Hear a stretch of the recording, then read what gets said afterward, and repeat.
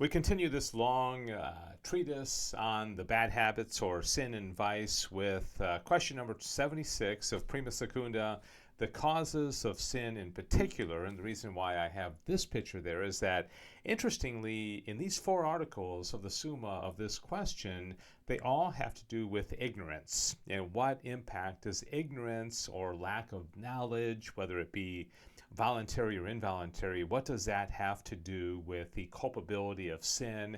So these are pretty interesting questions, and so we will get right to it. And Article 1 says whether ignorance can be a cause of sin. And St. Thomas says, according to the philosopher, a moving cause is twofold, direct and indirect. By a moving cause, I think he just means that which causes something to happen, right? It doesn't literally have to be, physically moving, right?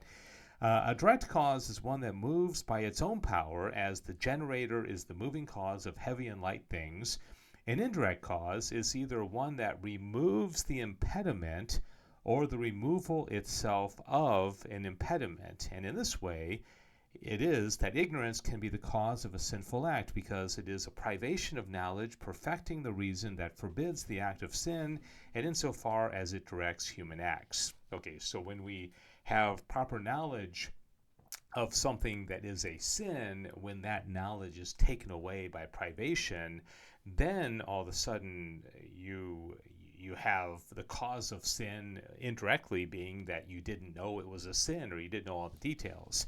Now, we must observe that the reason directs human acts in accordance with a twofold knowledge, universal and particular. Okay, very important concepts in philosophy, the universal and the particular, because in conferring about what is to be done, it employs a syllogism. Okay, this is so great.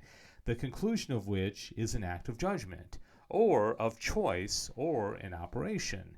Now, actions are about singulars, whereas the conclusion of a practical syllogism is a singular proposition. But a singular proposition does not follow from a universal proposition. Now, he's going to give an example here in a second, which will make this a lot more clear, except through the medium of a particular proposition. Okay, so here's the example.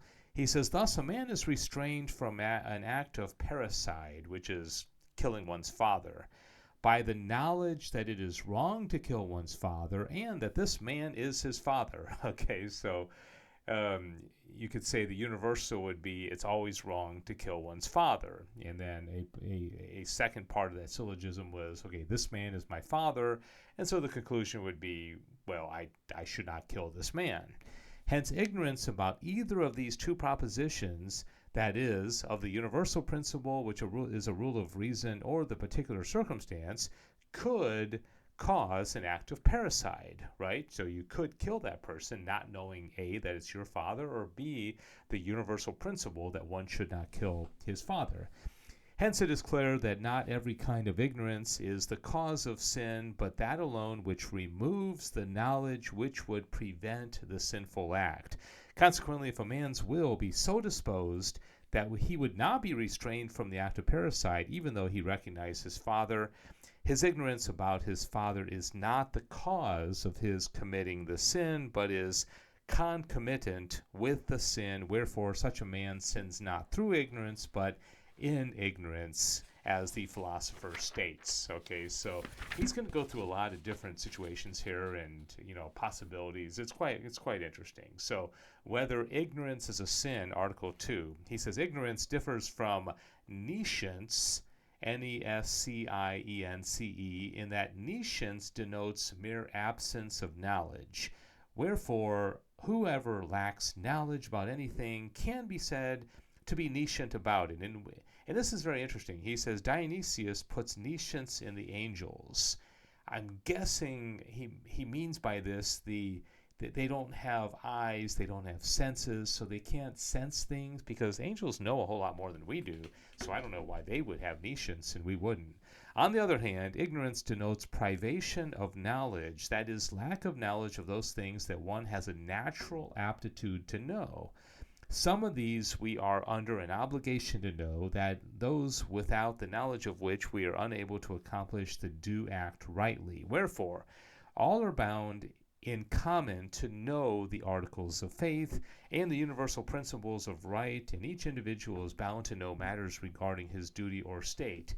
So there are certain things that we are bound to know. Okay, if we are adults and we are Catholics, we need to know our faith. All right, even if it's not taught to us, at some point we have to just go out and learn it.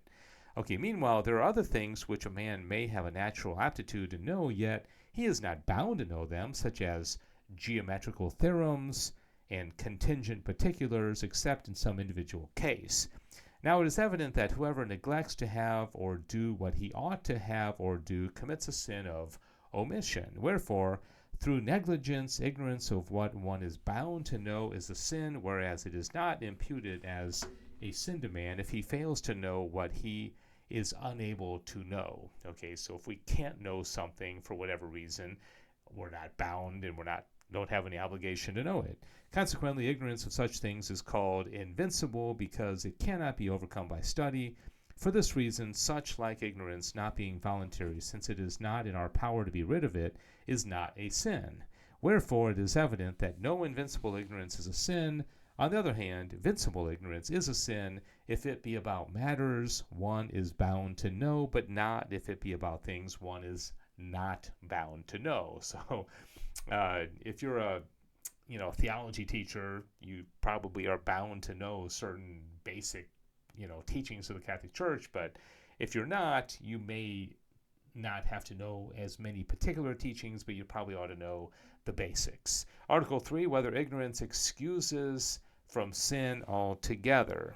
Ignorance, by its very nature, renders the act which it causes involuntary. Now, it has already been stated that ignorance is said to cause the act which the contrary knowledge would have prevented, so that this act, if knowledge were to hand, would be contrary to the will, which is the meaning of the word involuntary. If, however, the knowledge which is removed by ignorance would not have prevented the act on account of the inclination of the will thereof, the lack of this knowledge does not make that man unwilling, does not make that man unwilling but not willing, as stated in Ethics 3, and such like ignorance, which is not the cause of the sinful act, as already stated, since it does not make the act to be involuntary. So much of this is really kind of common sense in that we only have to know the things that we're able to know, and if we put a impediment in the way purposely, then it's going to be on us, right? As opposed to things that there's no way we would have known in the first place, right? Okay, the same applies to any ignorance that does not cause but follows or accompanies the sinful act.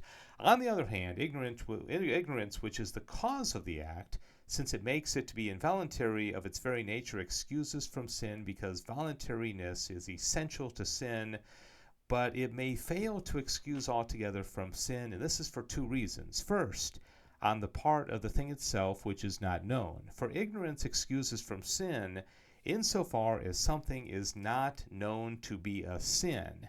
Now, it may happen that a person ignores some circumstance of a sin, the knowledge of which circumstance would prevent him from sinning, whether it belonged to the substance of the sin or not. And nevertheless, his knowledge is sufficient for him to be aware that the act is sinful. So, again, Thomas is great about giving examples. He says, for instance, if a man strikes someone, knowing that it is a man, which suffices it for it to be sinful, and yet he is ignorant of the fact that it is his father, which is a circumstance constituting another species of sin, or suppose that he is unaware that the man will defend himself and strike him back, and that if he had known this, he would not have struck him, which does not affect the sinfulness of the act.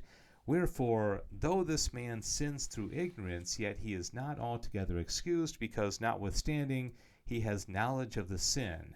Secondly, this may happen on the part of the ignorance itself, because this ignorance is voluntary either directly, as when a man wishes to set purpose to be, when a man wishes of set purpose to be ignorant of certain things that he may sin more freely or indirectly, as when a man through stress of work or other occupations neglects to acquire knowledge which would restrain him from sin. I remember one time when I was a high school theology teacher, I was teaching the kids about what was sinful, and I taught them about invincible ignorance, and one of the students said, "Mr. Palmer, quit telling us what's sinful, because then we have more culpability," right? So in that regard, although he was half joking, to purposely not learn the truths of our faith or our morality, that would, not excuse somebody from of being invincibly ignorant.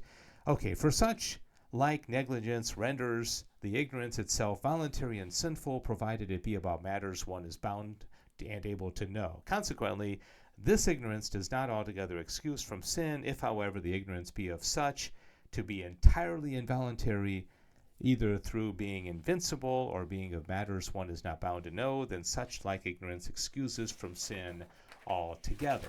Okay, that one was kind of long, so this last one is shorter.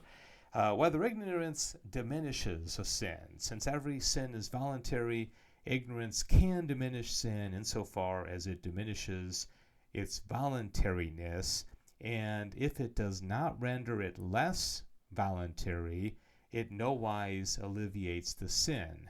Now it is evident that the ignorance which excuses from sin altogether, through making it altogether involuntary, does not diminish a sin, but does away with it altogether. On the other hand, ignorance which is not the cause of the sin being committed, but is concomitant with it, either diminishes or increases the sin. So there is a little bit of a spectrum where ignorance to some degree can diminish the sin, but if it's invincible ignorance, it does away with the sin altogether. Okay, I hope you enjoyed that. Thanks for watching. This is question 76 of Prima Secunda of the Summa Theologia.